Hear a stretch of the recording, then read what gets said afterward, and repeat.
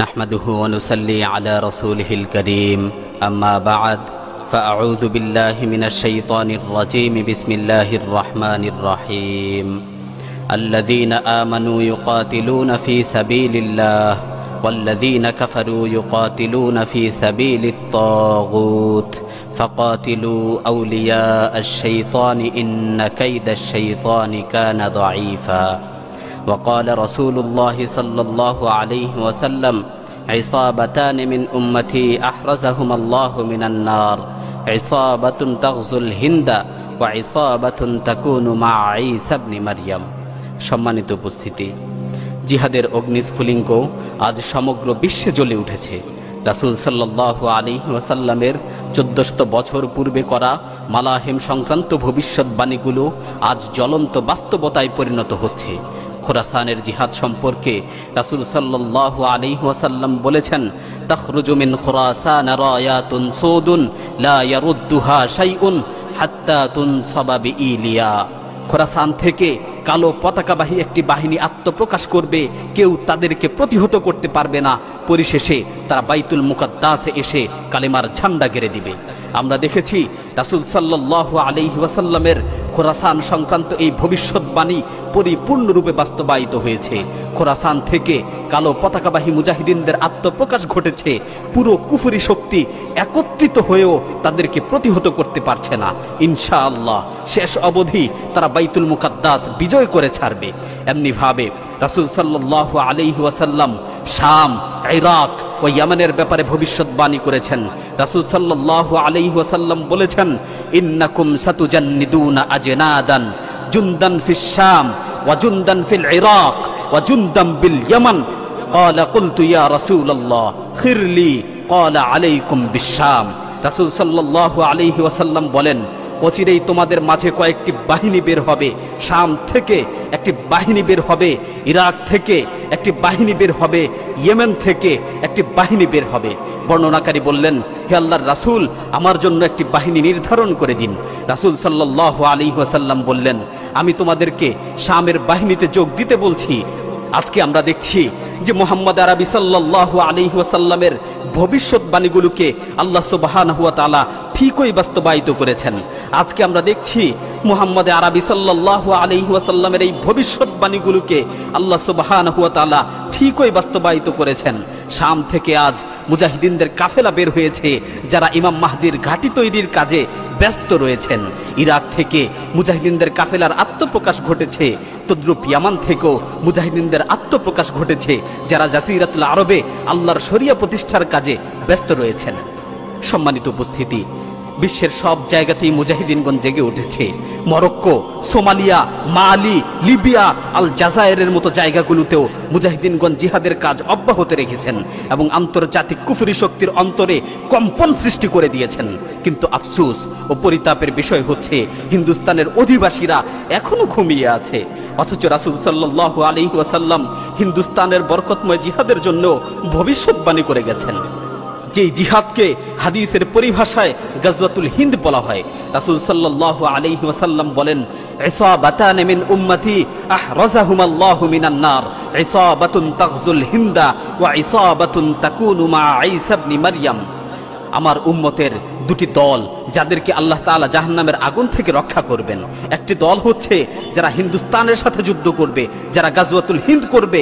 আরেকটি দল হচ্ছে যারা ঈসা বিন মারইয়াম আলাইহিস সালাতু ওয়াস সালামের সাথে থাকবে।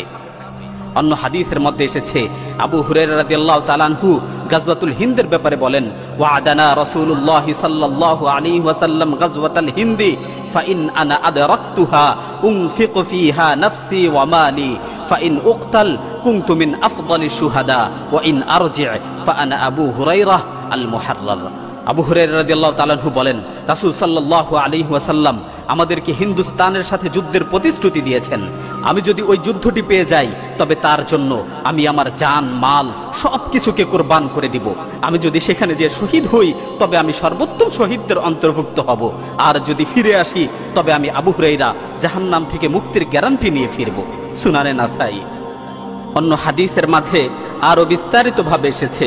আবু হুরায়রা রাদিয়াল্লাহু তাআলা আনহু বর্ণনা করেন, قال رسول الله صلى الله عليه وسلم وذكر الهند فقال লায়াগযুয়ান্নাল হিন্দা লাকুম জাইশুন ইয়াফতাহুল্লাহু আলাইহিম হাত্তা ইয়াতু বিমুলুকিহিম মুগাল্লিলিনা বিসসালাসিল ইয়াগফিরুল্লাহু যুনুবাহুম ফায়ানসারিফুনা হিনা ইয়ানসারিফুন ফায়াজিদুনা ইবনে মারইয়ামা বিশ-শাম قال أبو هريرة إن أنا أدركت تلك الغزوة بعت كل طارف لي وتالد وغزوتها فإذا فتح الله علينا وانصرفنا فأنا أبو هريرة المحرر يقدم الشام فيجد فيها عيسى ابن مريم فلأحرصن أن أدنو منه فأخبره أني قد صحبتك يا رسول الله قال فتبسم رسول الله صلى الله عليه وسلم وضحك قال هيهات هيهات। হযরত আবু হুরায়রা রাদিয়াল্লাহু তাআলা আনহু হতে বর্ণিত, একদা নবী করিম সাল্লাল্লাহু আলাইহি ওয়াসাল্লাম হিন্দুস্তানের কথা বর্ণনা করতে গিয়ে বলেন যে তোমাদের মধ্য থেকে একটি দল হিন্দুস্তানের বিরুদ্ধে যুদ্ধ করবে, আল্লাহ তাআলা তাদেরকে বিজয় দান করবেন, শেষ পর্যন্ত তারা হিন্দুস্তানের প্রতাপশালী সম্রাটদেরকে শিকল দিয়ে বেঁধে বন্দী করে নিয়ে আসবে। ফলশ্রুতিতে আল্লাহ তাআলা তাদের পূর্বের সকল গুনাহ ক্ষমা করে দিবেন। অতঃপর তারা যখন ওখান থেকে ফিরে আসবে তখন শামে ঈসা বিন মারইয়াম আলাইহিস সালাতু ওয়াস সালামের সাথে সাক্ষাৎ করবে।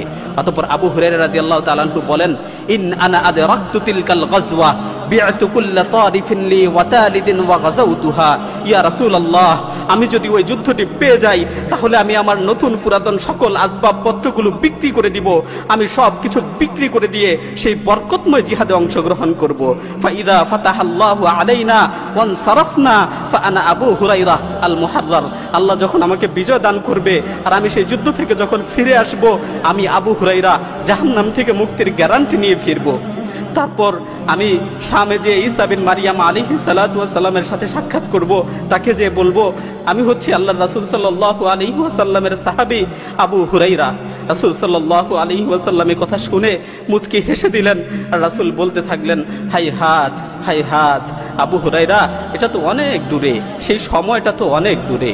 একটু চিন্তা করুন, আবু হুরায়রা রাদিয়াল্লাহু তাআলা আনহুর মতো জালিলুল কদর সাহাবী, তিনি বলছেন আমি যদি সেই যুদ্ধটি পেয়ে যাই তাহলে আমি আমার নতুন পুরাতন সকল আসবাবপত্রগুলো বিক্রয় করে দিয়ে সেই বরকতময় জিহাদে অংশগ্রহণ করব। আল্লাহর রাসূলের জালিলুল কদর সাহাবী আবু হুরায়রা এই গাজওয়াতুল হিন্দে অংশগ্রহণ করার জন্য আগ্রহ প্রকাশ করত। হে হিন্দুস্তানের অধিবাসীরা, অথচ আমরা হিন্দুস্তানে বসবাস করেও গাজওয়াতুল হিন্দ সম্পর্কে উদাসীন হয়ে আছি। আজকে অনেকে বলে থাকে যে হিন্দুস্তান বিজয়ের স্বপ্ন এটা পাগলের প্রলাপ মাত্র। আমরা স্পষ্টভাবে বলে দিতে চাই, হাদিসের মাধ্যমে এটা স্পষ্ট যে এটা কোনো পাগলের প্রলাপ নয়, বরং এটা হচ্ছে ওই প্রতিশ্রুতি যা মুহাম্মদ আরবি সাল্লাল্লাহু আলাইহি ওয়াসাল্লাম শেষ জামানার মুজাহিদিনদেরকে দিয়ে গেছেন।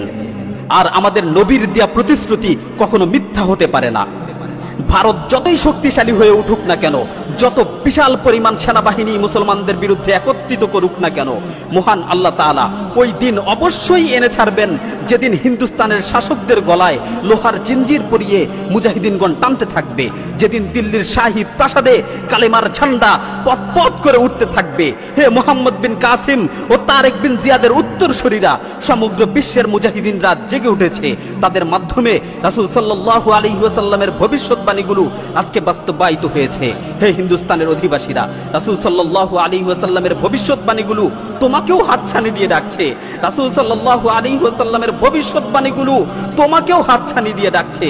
সুতরাং আর বসে না থেকে গাজওয়াতুল হিন্দের জন্য প্রস্তুতি নাও, গাজওয়াতুল হিন্দের জন্য রণসাজে সজ্জিত হও। আল্লাহ তাআলা যেন আমাদের সকলকে গাজওয়াতুল হিন্দের মোবারক যুদ্ধে অংশগ্রহণ করার তৌফিক দান করেন। আমিন। আমা আলাইনা ইল্লাল বালাগ।